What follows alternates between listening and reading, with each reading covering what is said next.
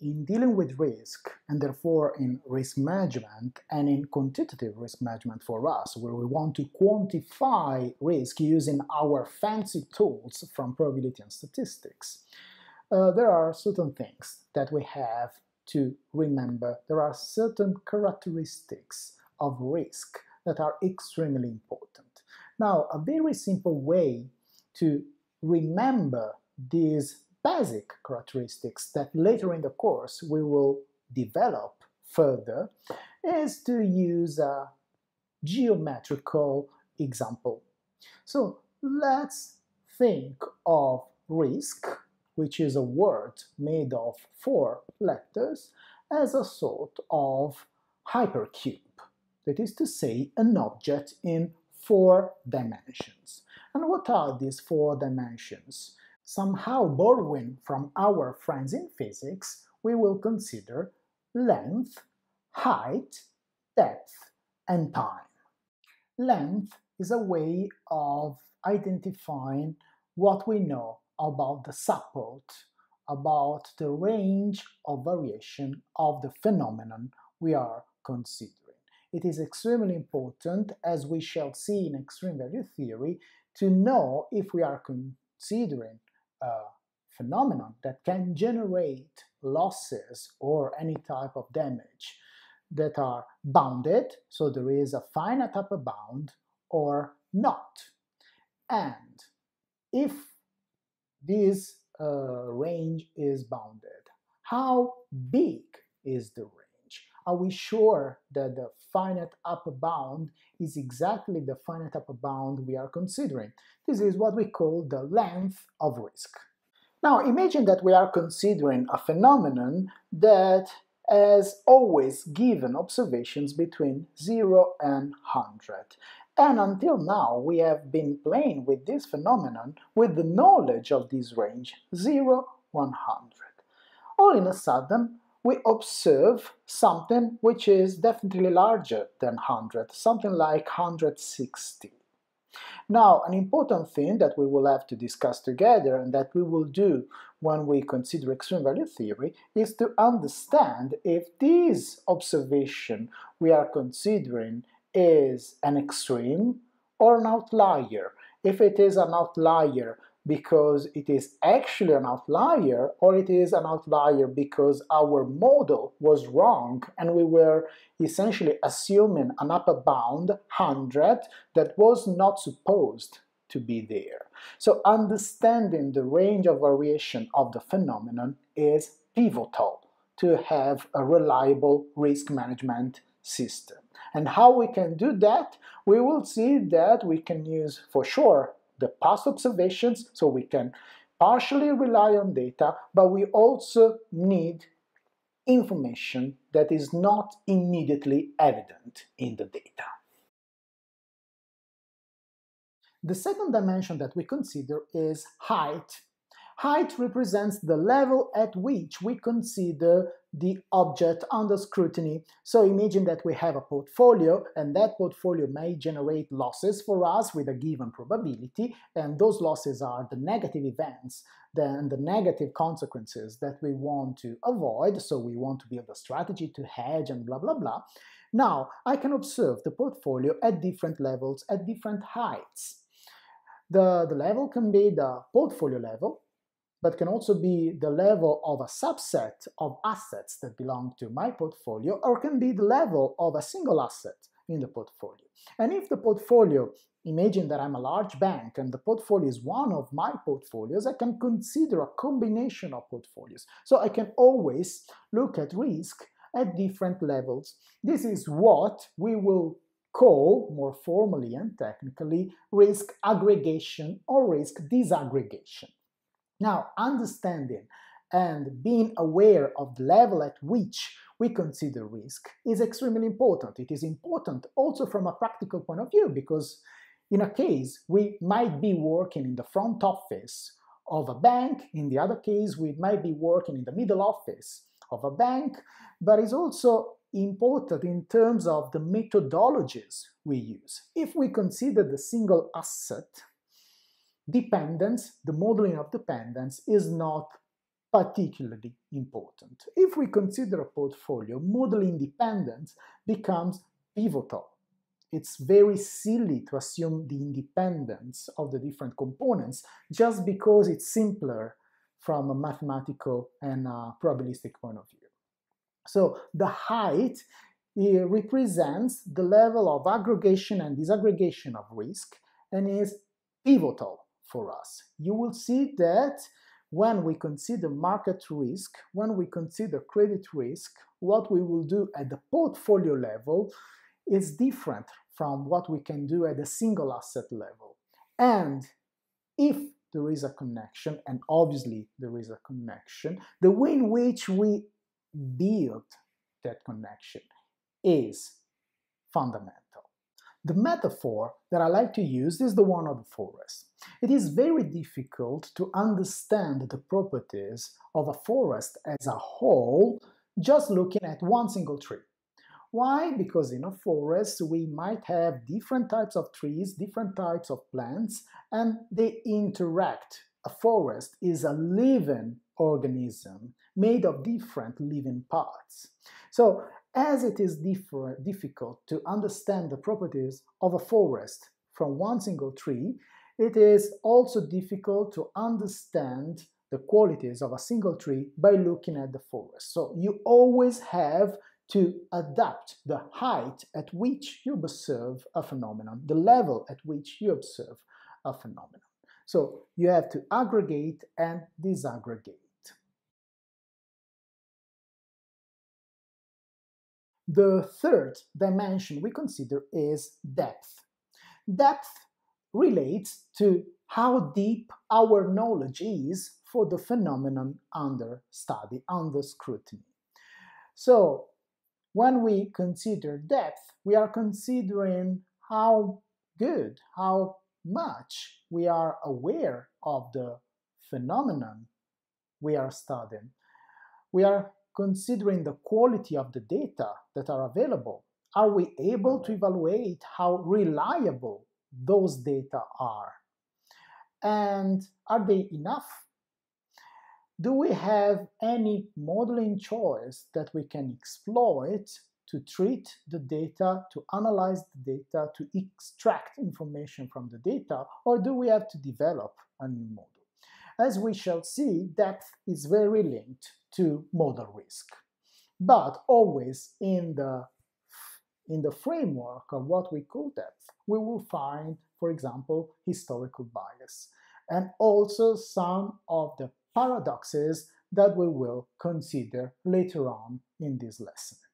So it's a tricky dimension. It's probably the one which is more difficult to be defined, but we will try to do that, and it's very, very important.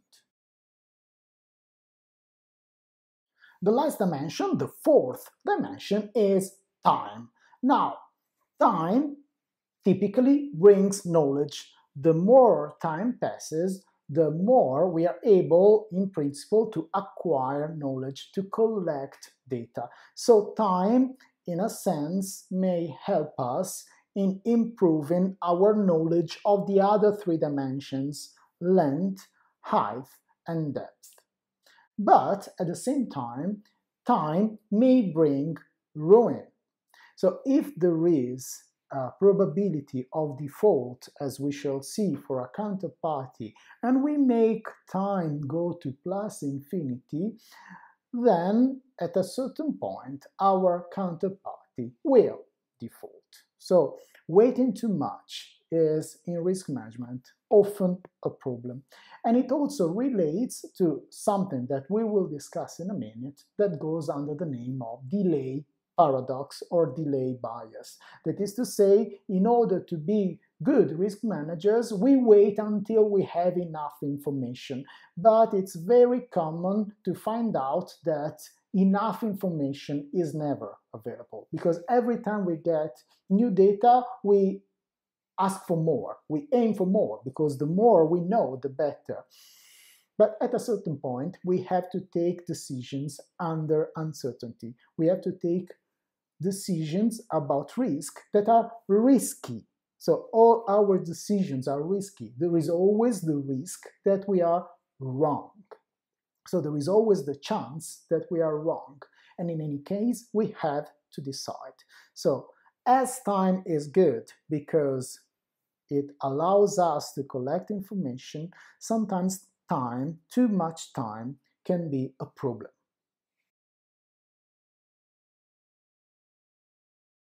After the question, what is risk, which is necessarily fundamental in risk management, there is a second question that we will try to answer through the course, but for which I can already give you a spoiler. And this question is, can we always quantify risk? Can we always play with risk? The answer is no. And understanding this no is what separates a good risk manager from a bad risk manager. Good risk management from bad risk management. Understanding that not all risks can be quantified and so hedged and assessed and blah blah blah, as we will say, prioritized and so on, it's the first thing to be a good risk manager. Our definition of risk, our layman definition of risk, connects the probability and the damage. As I told you, the payoff and the probability are intertwined. But what happens if we are in a situation in which, for example, we are not able to correctly enumerate or quantify the payoffs, or situations in which we are not able to elicit any credible probability distribution for the outcomes? So these are situations in which standard risk management becomes difficult, and in which, for example, relying too much on very simple models that give us nice numbers is not a clever choice, because yeah, for sure you get a fine number, a nice number, and then it's useless, okay? Which is somehow what happens often in the Basel framework. You have a nice model that always gives a number, but the number at the end of the day is useless, and you play with it as if it were useful, but then it is not. And when something bad happens, whose fault? Is your fault that ignored that you were playing with the wrong model, or is it the fault of the regulator that imposed you the wrong model and you decided to comply with that not to have problems? These are things that we will discuss again and again and again in the course. In any case, it is very important to understand that there are situations in which it is not possible to play with risk in the usual way, in which it's not so easy to elicit a probability distribution, to look at payoff, to introduce a nice risk measure as the ones that we will consider in the second lesson, or the nice models that we will discuss in the rest of the course.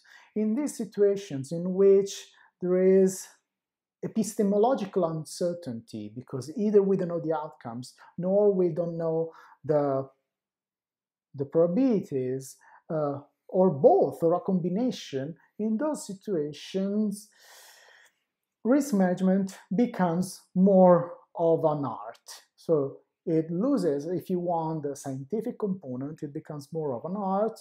You need intuition, you need heuristics, as we shall see in a minute.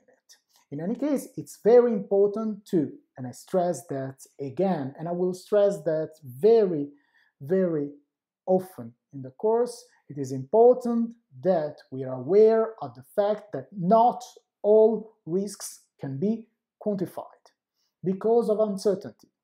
And in the literature, there are many different names for these different frameworks. We will see them together. We can speak of Knightian uncertainty if you want to use the approach of Frank Knight. We can speak of unknowledge if we prefer the approach of Shackle. We can simply speak of lack of information, lack of knowledge. We can speak about ambiguity. So there are different things that we can consider.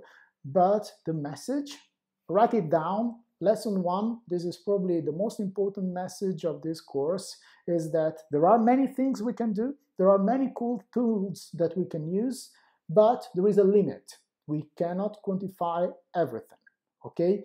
So again, be humble. Now, since we want to be risk managers and we want to be able to quantify at least some types of risk, what we can do, we can play as if in specific situation risk is something objective, easily measurable, something for which we can quantify the different things that are of interest for us, the payoffs, the probabilities, the actions, the vulnerabilities, and so on, and we can start playing in this, if you want, controlled environment. It is useful, we can derive some results, and later we will try to adapt those results to real life. But in any case, even when we will adapt the results to real life, we have to remember that we are always making assumptions. I know all these things seem and are trivial, but then all in a sudden we tend to forget them and we start thinking that our normal distribution really describes the world. We start thinking that that parameter we have estimated represents the truth, which is not the case. Okay? So, again, remember this. One thing that I want to stress now, but that will be a constant through our course, is the importance of heuristics. Now, when we play with risk, and as I told you, we are not always able to quantify all the different aspects of risk, we enter into the dimension of uncertainty. Now, what should we do? Should we stop doing anything and go to bed because there is nothing that we can do from a standard point of view using our models that assume this or that distribution, and we know that this or that distribution is not appropriate in the situation that we are considering? Actually, there is often, not always, but often there is a way out. And it's the use of heuristics, that is to say, very simple rules that sometimes we will consider like rules of thumb, on some other times they are just, if you want, meaningful and simple relation that we can extract from the data historically and that we can think represent the basis for some sort of educated guess about the future and the actions that we should take to, say, hedge a certain type of risk. Heuristics is very important. So the ensemble of the different heuristics that we can use in risk management is very important. And it should be clear, I hope, at the end of the course, that sometimes it is preferable to have an estimate which is imprecise and which is based on heuristics instead of an estimate which is very precise, very cool, very nice because it comes out of a very fancy model, when then the assumptions of the model are not verified. So at the end of the day, you have something that you think you can trust, but that is not worth your trust. So it's much better to have something more heuristic. There is a very nice metaphor that we can use to describe the importance of heuristics. Now, it is not an example taken directly from risk management, or in a sense it is, but not, let's say, financial risk management, yet I believe it is very, very nice to understand the importance of heuristics. It is an example that is often made by Guy Gerenzer, who is an expert in the use of heuristics for risk assessment and probability assessment. So he is an expert about the use of heuristics under uncertainty in order to make decisions. Now, I don't know if you are a supporter of any football or soccer club, if you like the sport. I don't, so this makes me a strange Italian in that sense, but still I like the example. So imagine that there is a football player running in the field with the aim of scoring a goal. And the ball at this very moment is in the air, somewhere in the air, and it's coming towards our player. So the player has to take decisions that are complex decisions because he or she has to adjust his or her speed accordingly in order to be at the right place at the right time to get the ball, kick it, and score a goal. Okay? Now, we can be over-optimistic, and maybe if you really like a football player, you can do that and believe that the football player is making all the fancy computation we could do from a physical point of view by computing the speed of wind, the speed of the ball, the speed of himself or herself, taking all the decisions about the trajectory, having this fancy equation in his or her mind, so that at the right time, at the right place, he or she will be there, kick the ball, and score a goal. Now, I tend to be a little bit more pessimistic about these capabilities of football players, and I tend to prefer the fact that for natural reasons, because they have this natural talent, and because of training, because each one of us can learn up to a certain level, obviously, not at the level of the World Cup, not for sure me, which I'm really terrible at playing football, but in any case, you can learn up to a certain point some heuristics.